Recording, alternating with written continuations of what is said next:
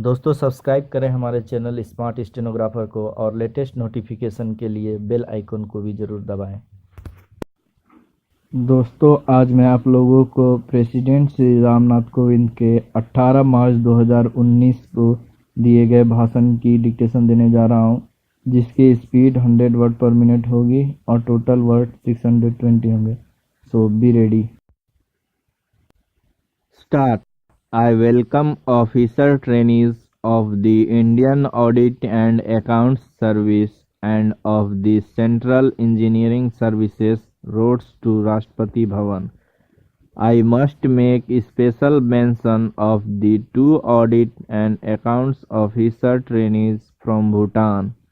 You come from a country which is a very dear friend for us in India. I congratulate each of you for your success in a rigorous and competitive examination and selection process, and for having opted for a career with the government. This is not just a career, it is a calling, a service to the people. The IAS is a much respected institution in our country. It has a legacy going back over 150 years. Through this period, the economy has changed, technology has changed, accounting practices have changed, but the philosophy and principles of the IAS have remained the same: to impart public service for the benefit of our nation and our people. IAS officers play a critical role in ensuring the accountability of the executive to the legislature. The reports of the CAG submitted to the legislature play a pivotal part in enforcing this accountability. The audit report is a crucial input for parliamentary committees such as the Public Accounts Committee and Committee on Public Undertakings for holding public functionaries to account in judging their performance and recommending improvements.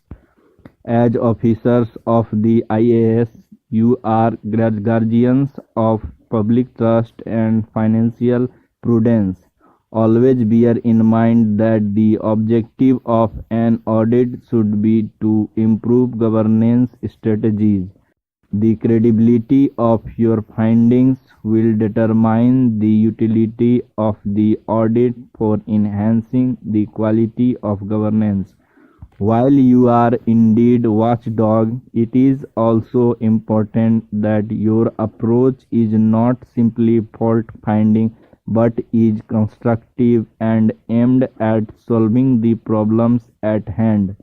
Integrity is non-negotiable, but it can and must coexist with an enlightened approach and genuine problem solving.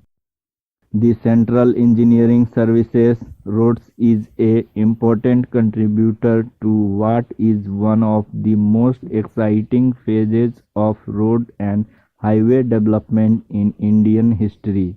In recent years, there has been a rapid rollout of roads in our cities and rural areas, between our cities in the form of national highways and most satisfyingly in remote and border areas. You are part of India's connectivity revolution. The challenge now is not just to build more but to build better and to build safer. As engineers working on road and highway projects, please be mindful that you are building not just for the next journey but for the next generation. Use of new technologies to make roads more durable and cost effective in the long run should be a key determining factor while designing projects. As India has shown, using plastic waste for road building can not only make the surface stronger, it can also help in recycling. This is only one example. The coming years will offer many such opportunities. Please be alive to them. As automobile traffic in India increases, as more two-wheelers and cars and commercial vehicles drive onto our roads and highways, issues of speed and safety also arise.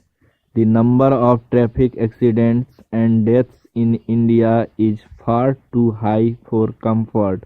I appreciate that the solution does not lie with engineers alone, but I would urge you to be mindful of this problem and try to minimize, if not entirely eliminate, road tragedies in India.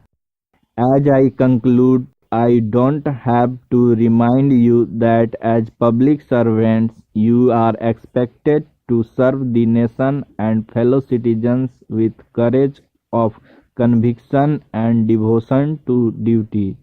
While discharging your duty, you must maintain the highest standards of integrity and discipline, and I am confident you will do so. I wish you very success.